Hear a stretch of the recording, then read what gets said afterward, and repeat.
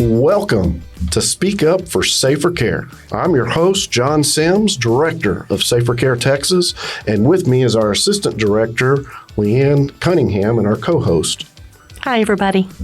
Thank you for listening today. This is our first episode entitled Patient Safety Defined.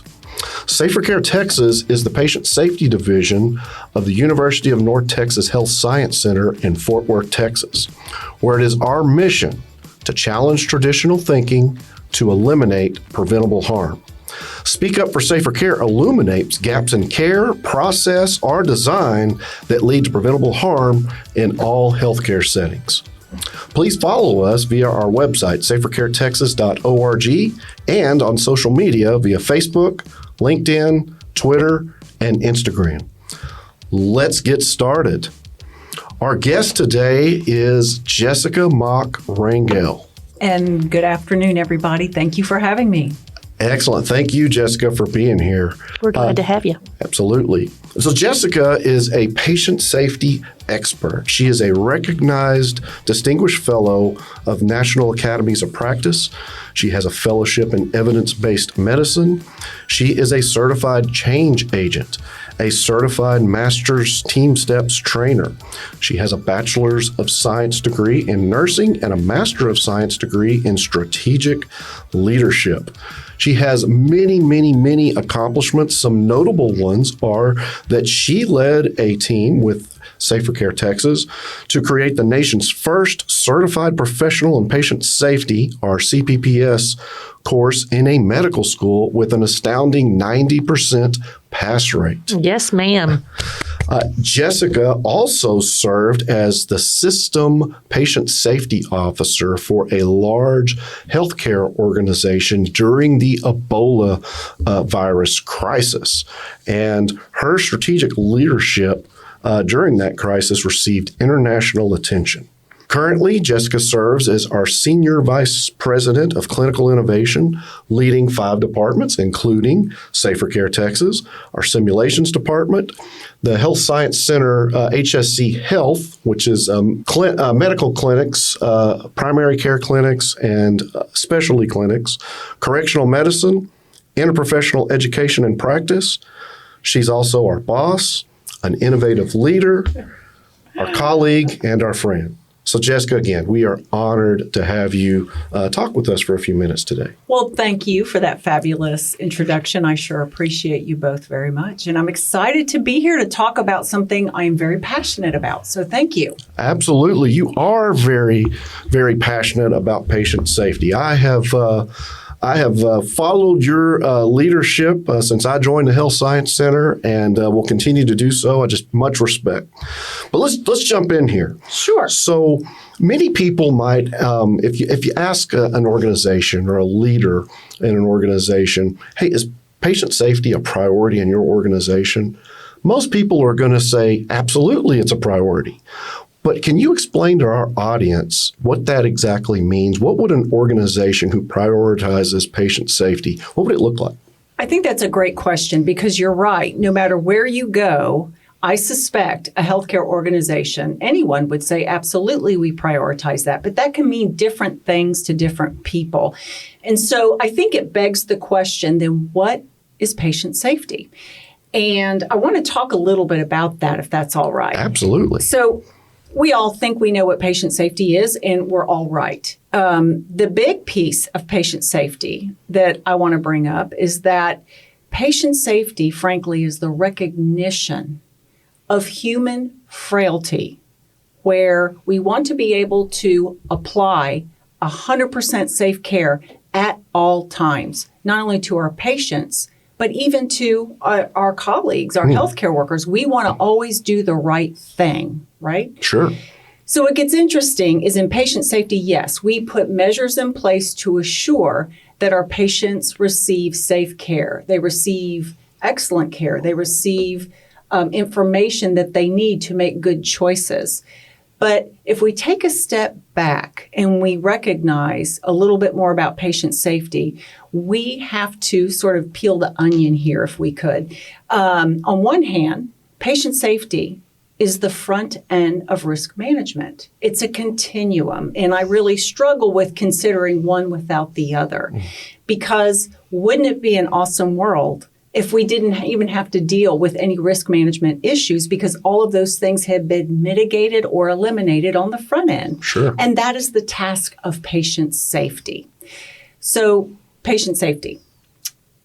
We do have to recognize that we're human, and who delivers care? Humans, right? And Deming said, every system is perfectly designed to get the results it gets.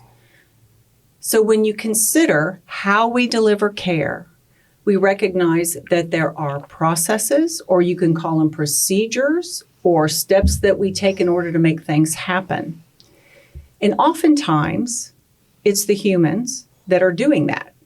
Now, what are some examples of not, right? Right. So back in the day, when I was a baby nurse, I do recall when we gave medication, it was all about the double checks that we did with the patient and the paper trail. That's what it was about. Nowadays, we have barcode medication administration that takes some of the potential error making out of the equation, because it requires we scan the patient's wristband, pending that wristband is the correct wristband for that patient. We oftentimes even say to the patient, can you tell me your name and date of birth? And how often have we had to do that? Sure. Every single time. And then we scan the medication prior to giving it, after we've verified it on the medication administration record. So I know I don't have to go through all the steps with you all, but what we have done is we have begun to eliminate some of the steps in the system that created error making in the past. And what that does is really look again at human frailty. And what I'm talking about is when we go deliver care, what happened before you came to work today? Did you have breakfast? Right. Did you sleep good? Did you sleep well? Yeah. Absolutely. Did you have a fight with someone, with your kiddo? Are you battling depression yourself?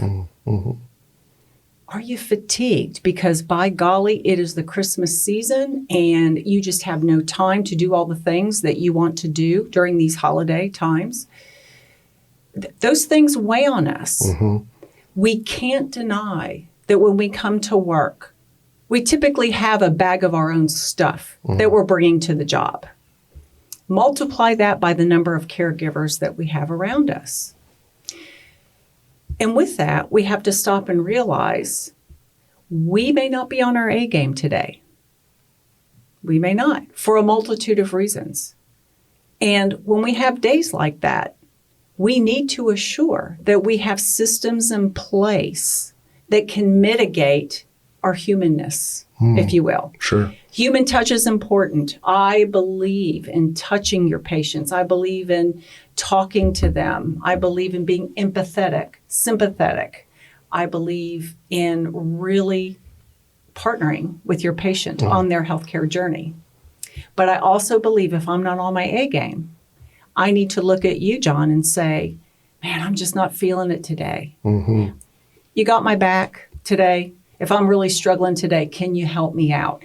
So what I'm doing as a clinician is recognizing my frailty, my ability to not be perfect, and leaning on you to help me fill the gap. Patient safety runs that way, I feel like. Tell me what your thoughts are on that. My thoughts are, and I absolutely agree with you. My thoughts, I can't help but drift back to the pandemic, and all of those things that you described are, I mean, that's almost our norm. They're staying fatigued. They see no end in sight. And so I think about the psychological safety that one must have to admit, hey, I'm not on top of my game today. Yep. Have you got my back? Because that might show a sign of weakness. And I think there's an opportunity there to intensify that culture to make that a welcome admission in the name of patient safety. You're absolutely right. All those human factors, those are human factors that we're talking about. Fatigue, or let's go back to the pandemic because we're knee deep in it and it's not going away anytime soon.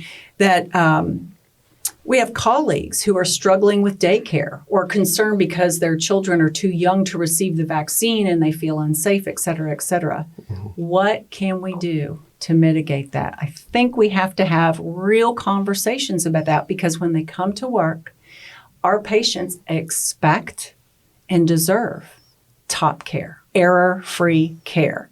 So going back to the Deming example, or the saying where every system is perfectly designed to get the results it gets, it calls for us to take all of this information we just shared and look at our processes.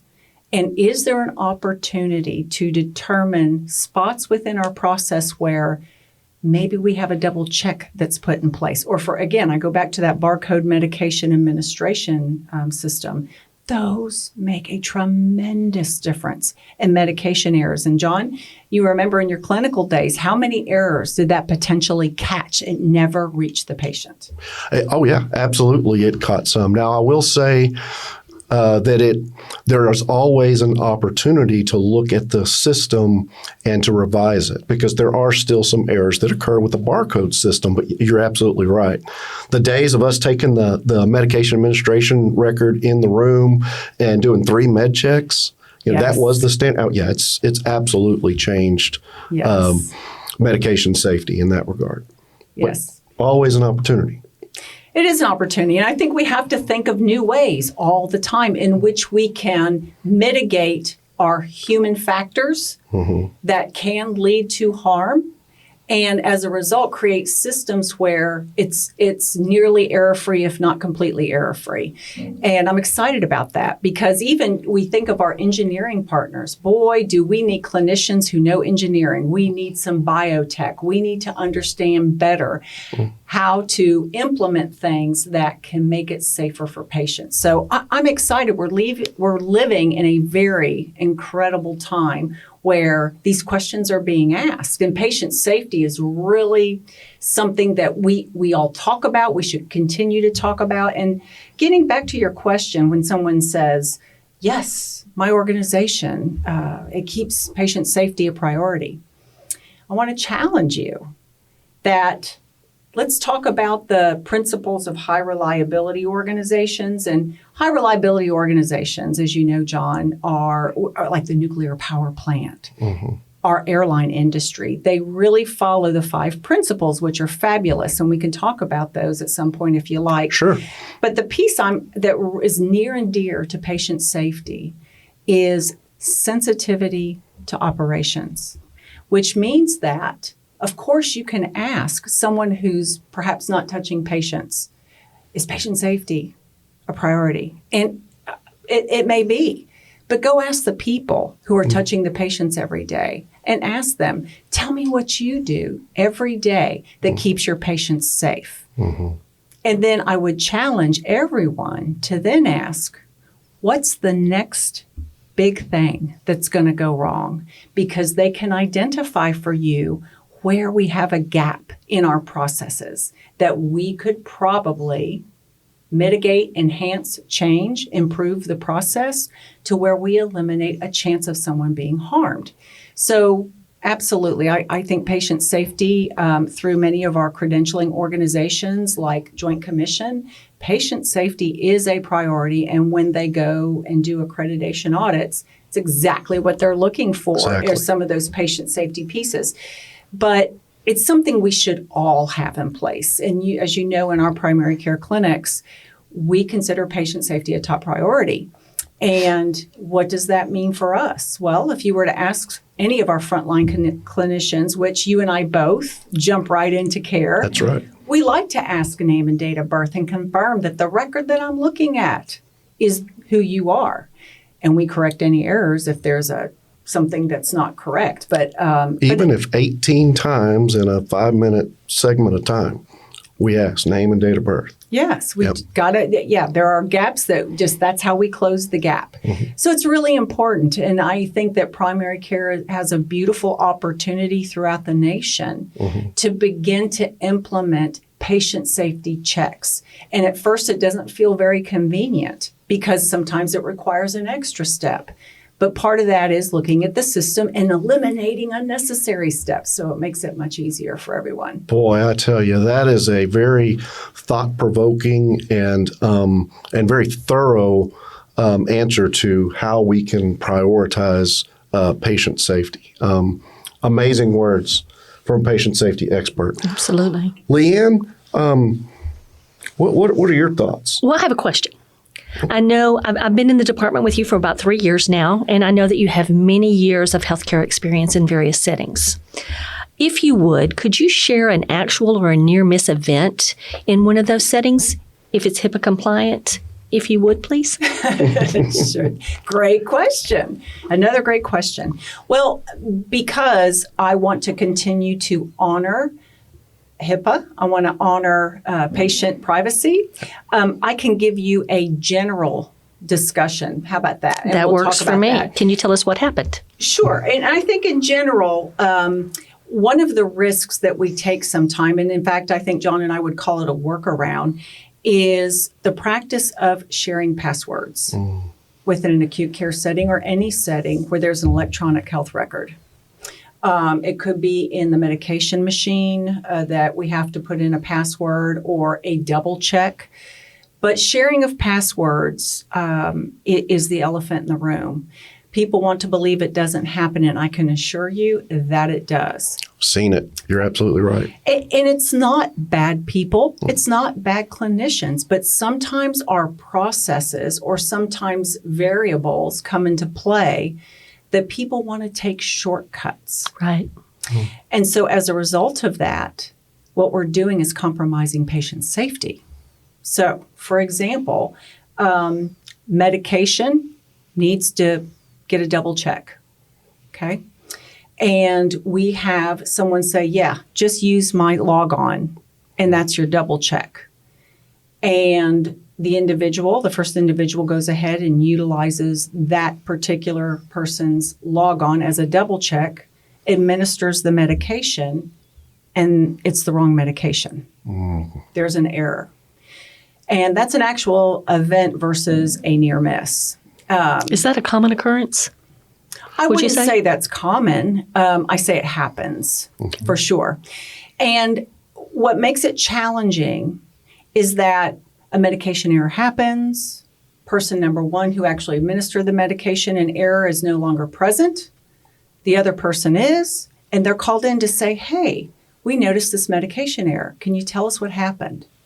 They know nothing. But they shared their password. They shared their password. And so it makes it difficult to get to some of the immediate root causes that we might be able to address.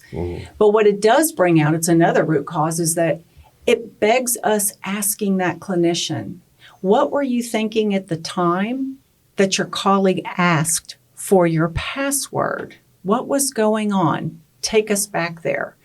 And John, let's role play a little bit. Okay. Okay. So John, you gave your password to Nurse X. What was going on that day that you felt like you needed to share your password? Oh my gosh. It was just a very fast-paced day. We had like 10 procedures, and this physician was just honest. He was snapping his fingers, let's bring the next patient in. I simply didn't have time. So I was trying to be efficient. Okay. How common do you think that is? Please tell me it's uncommon. Pressure is very common, especially during this pandemic. I think for acute care systems, they've really been challenged during this pandemic because if they don't have clinicians that are out illness, they may have clinicians that are coming in and they're absolutely exhausted because they're working short-staffed and the patient load has not stopped.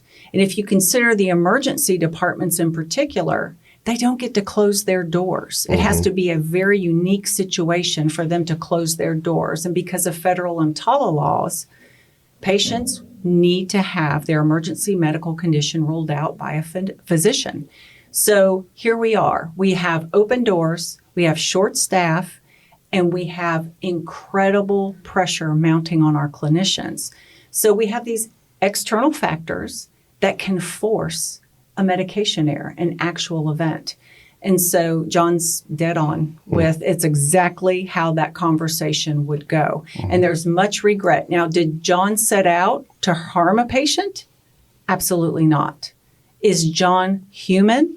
Yes, he is. And that's what patient safety does. It forces us to look face to face with human error making. Not that John is a bad person at all. He's not. In fact, he's an excellent clinician. But he had tremendous pressure and he thought he was doing what was right for the patient. And sometimes it absolutely does not work out that way at all. Very much like the new normal we're living in. It's the reality. Yes, ma'am. So in this situation, how do you handle this John process where he has shared the password with Nurse X and it has caused this issue? What happens next? What's the outcome? Great question. A robust analysis of what went wrong is essential. And to John's point earlier, we have to be careful to create psychological safety. And this goes on to the question of culture. You can have a very punitive culture. So let's walk through that. A punitive culture would say, that is a terrible nurse, that John. He needs to be fired. He broke a policy, fire him. Okay, that's quite punitive.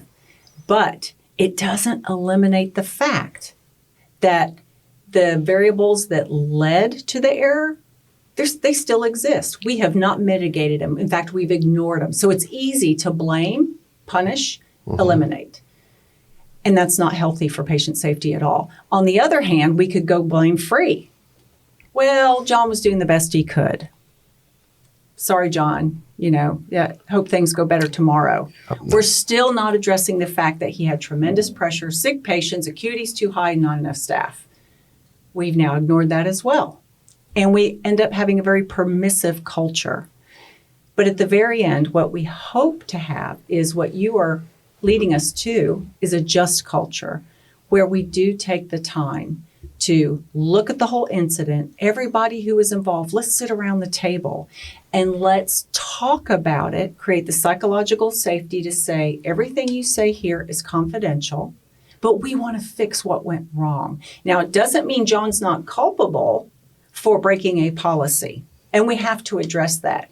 But we need to understand what led him to that event. And we also need to talk to Nurse X to say, tell us why you felt like you needed to do that. And again, I suspect the same variables would be in place. But the outcome of this is we fix the systems that led the incredible clinicians to make an error. And then we deal with the clinicians about how do we address this with you? What do we do next? I think that communication is very important with building the trust because, in the example that you shared and then our role play, had there not been a medication error in my role, I definitely wouldn't have disclosed that I'd shared my password. It was only because something occurred that I needed to share that. So can you talk a little bit about normalized deviance and what that means? Sure. Normalized deviance. I mean, we experience this even in our own lives. Like, think about our driving. I don't know how you guys drive. I drive like a little grandma, which I am a little grandma, but and I can say that. We know that little icon that comes on that tells you you're under driver fatigue. Yes. That's me. It comes up. Oh, gotcha.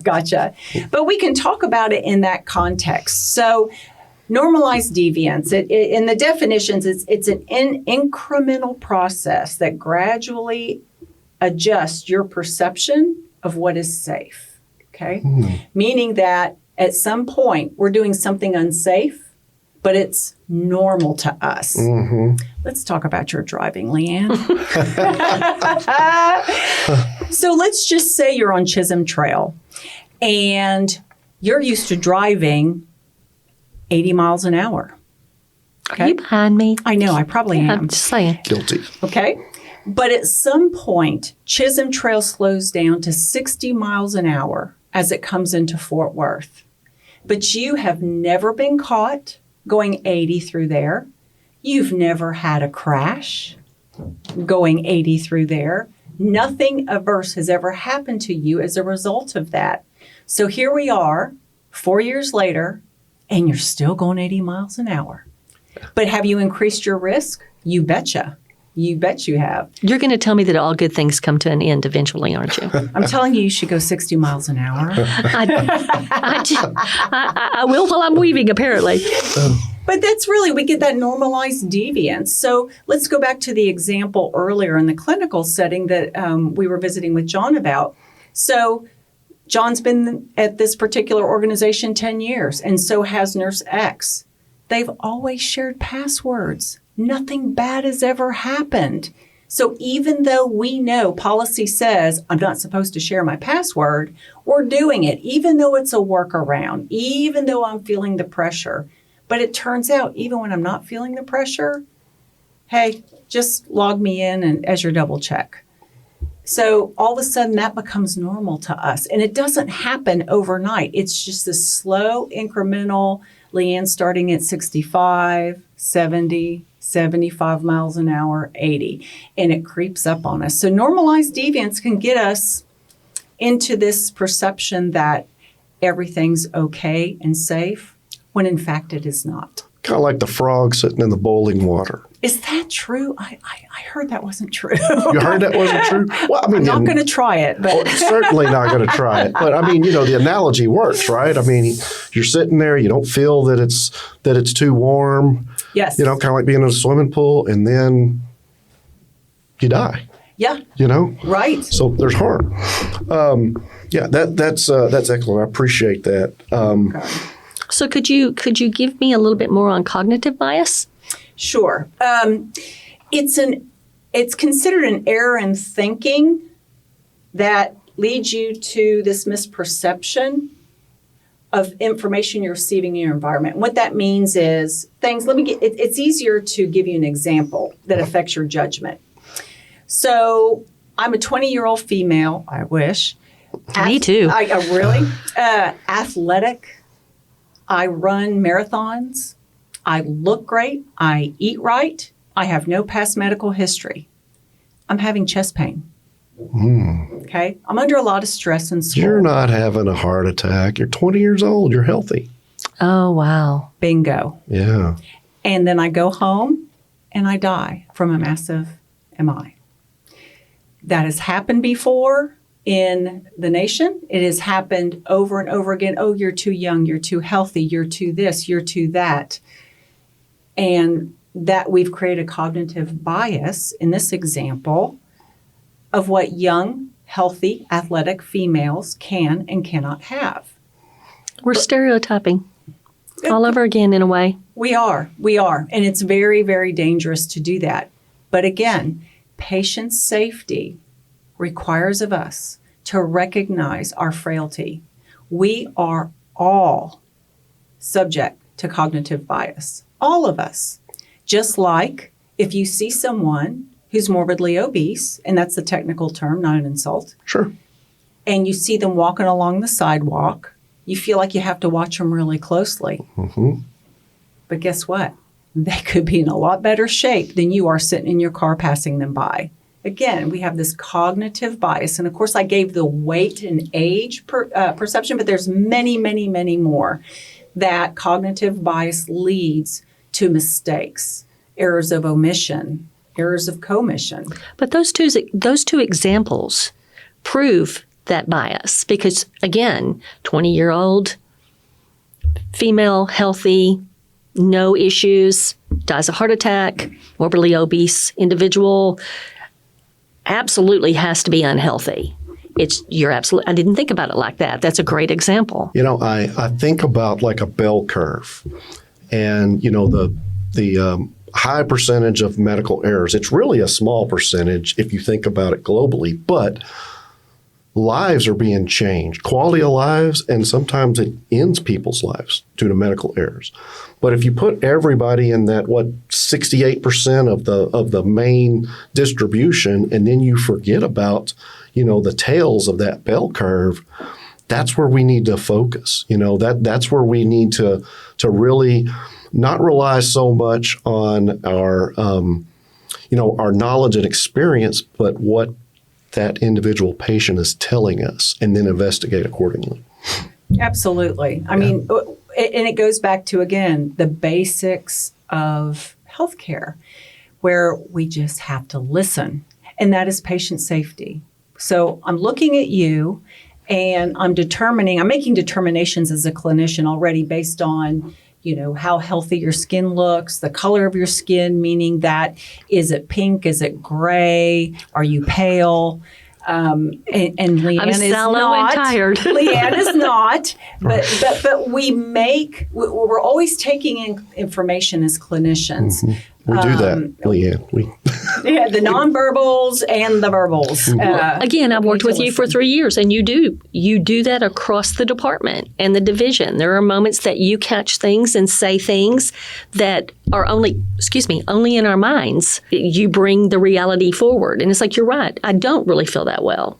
I probably should go home. I can't tell you the numerous times that I've been sent to priority care because you've caught something that I wasn't willing to admit. So, it does happen. And we're more cognizant of it now that we are back in the office from COVID. We got really comfortable sitting at home in our pajama pants. And if we didn't feel good, we worried about it later. Here we're back. We are a workforce that has diminished in employee personnel.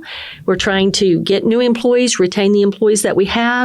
And things happen. It's nice to know that as clinicians, y'all have afforded us that opportunity to see things that we might not want to have said, if you will. Correct. But at the same time, Leanne, I think John would agree with me. We're going to challenge you as well, because you're not a clinician, but you have an important role in patient safety. Amen. I agree wholeheartedly. Mm-hmm. So think about it. We talked about it a little bit earlier before we started the podcast about you've been a consumer of healthcare, and you've also been a caregiver. And so you too could probably give examples of patient safety issues, or maybe where patient safety saved you or someone else. I think that it's everyone's responsibility for sure. And the thing I love about patient safety, it's eclectic. It's not just about patients. It's about we're looking out for each other. Mm-hmm. I'm looking out for you, Leanne. I'm looking out for you, John. And I want to create the environment for you all as well. If you're not on your A game that day and we have somebody's health in our hands, let me know you're not on your A game, and I got your back. And that's that wonderful team steps approach to how we care for people. Yep. Absolutely. So, Jessica, what do you think our most significant opportunity is to reduce patient harm from medical errors? The question for me is, what can't we do? What can we not do? And there's, the slate is wide open. We have so many things that we should be doing and could be doing. What I would ask is think about the basics. Again, going back to the basics. One of the pieces that I think we've missed the boat on, and it's time to get on top of, which SaferCare Texas has been absolutely on top of it, health literacy. Let's quit producing materials that only an MD, DO, PhD can understand. Amen. Let's produce materials that anyone can understand. I think we are becoming a mixing pot of ethnicities. I think it's important for us to also recognize that just because you speak English to me does not mean you can read English. But even within our own population, how many people do we have who are functionally illiterate? And they're too embarrassed to share that information with us. So let's be human again. Let's say, Leanne, I just went over this consent with you. Tell me what you understand about the procedure I'm just about to do on you. And you may say, I'm not really sure. And that's a beautiful opportunity for me to engage you and say, okay, well, let's talk about this, because you may not know what a uterus is. Let's talk about what that is. And I think foundationally, if we can address health literacy in all populations, you might see an incredible boost in patient safety. So people understand what's about to happen. so there's no misperception, that people have informed consent. And informed consent meaning they understand what's about to happen and can fully appreciate the risk and the benefit of what's about to happen and get to say, yeah, let's do this, or say, I'm not ready. So I think from a patient safety perspective, even simple things like that, think about that applied to the patient in the hospital that you're about to discharge. Now you're talking about my passion. There you go. And let's, talk to me, John, a little bit about medication at discharge. Where do health literacy opportunities? Well, I'll tell you, I flew over the Thanksgiving holiday, and while I was sitting there, bored out of my mind, I was looking at all the things that they did for safety. They all get the little, charade game that they play to tell you, hey, here's where the oxygen mask is. You've got a cushion under your seat that works as a flotation device. Well, I pulled out the trifold instruction manual, and there were pictures and arrows, very few words, but anybody with any language could understand where things were and what they needed to do. And I thought that was very powerful. That is incredibly powerful because, and that's really where we need to be going with all of this. So, back to the health literacy piece within medication. So again, just because one can speak English doesn't mean they can read it. So we send patients home and we say, Leanne, do you understand these medications? Do you understand you can't eat or drink XYZ with this medication? Yes, I understand. Have you repeat it back to me? Hint, hint, another team step piece. But have you repeat it back to me what you understood? But when I send you home, you go get your prescriptions filled. There's 4 bottles. There's 4 bottles, and your health literacy level's very low. I don't remember exactly what goes with what. Exactly. And the labels. Can you even read the labels? Maybe you don't understand the labels. Now take our geriatric population and Yes, put them ma'am. there. I'm handing you 4 bottles, and I'm telling you that you can't take meloxicam with ibuprofen 800 milligrams, but you've got those bottles, and you know that you need to take them. You just don't know how, so you take them together. Exactly. Now we have a problem.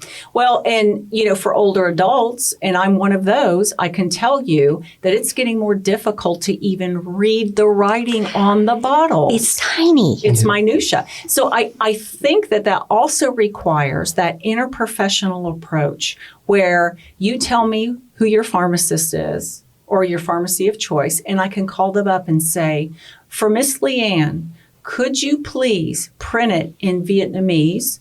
And could you make the letters larger? I mean, all you have to do is partner with your pharmacy partners, and they can help make this a much better journey. But we have to start talking to each other and going back to the foundational piece of recognize human frailty, not just our own as clinicians, but as consumers. So let's talk about even for women's health. Postpartum mortality is outrageously. It shouldn't happen, quite frankly. Should be a wonderful time. It should be a wonderful time. But when a doctor says, if you have X amount of pads full of blood, that's when you need to call me. Well, how full is full? That's depending on who you ask, that term can vary. So we have postpartum hemorrhages that are unnecessary. And so we know that one of our SaferCare Texas members has created What About Mom app. That is pictures. You can download it from the website. And very health literate. Yes. And that is just the beginning. So I'd like to challenge any administrators, clinicians, even consumers of health that go, I have no idea what this document is saying, to challenge your organizations, your clinicians, whomever. Can we make this more readable? Can we just do it in pictures? Is that possible? So therein lies what I think we need to do foundationally, one of many, many, many things, but we need to stop not talking to people. We need to stop just handing people off. We need to journey with them. that's how patient safety happens. I love it, Jessica. You're absolutely right. Human frailty and health literacy. If we can identify those two things, I think we can make a huge impact on patient safety. We're getting close to the end of time, but I want to know just real quick, what inspired you to study and understand patient safety? What a wonderful memory that question brings back for me. I remember in the 80s, I will reveal, before I became a nurse, and I was in nursing school, and each unit that I was working in required that we had to do quality checks. And mind you, I'm in nursing school, I'm about to graduate, and the charge nurse said, "Jessica, I don't have time to do this. Could you do this?" And I said, "Absolutely. What is it? Just show me the way." And I had a little bit of fear, a little bit of imposter syndrome, like I'm not a nurse yet. I don't know if I can do this, but I'm going to figure it out. Yeah. And but she explained it very thoroughly. Here are the things that you need to look for through these charts. And she opened my world, because when I realized why some of our quality outcomes were not being met, and I would look back through these charts, I recognized if we had done X, Y, Z, this could have been better.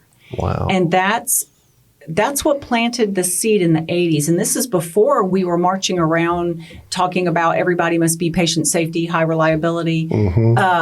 But that's what planted the seed. And so I feel very honored that charge nurse delegated that to me, and it opened up the world for me. So patient safety, that's when it started. And then after many years, I came to Texas, and there was a chief nursing officer who said, "I noticed you have an eye for these kinds of things.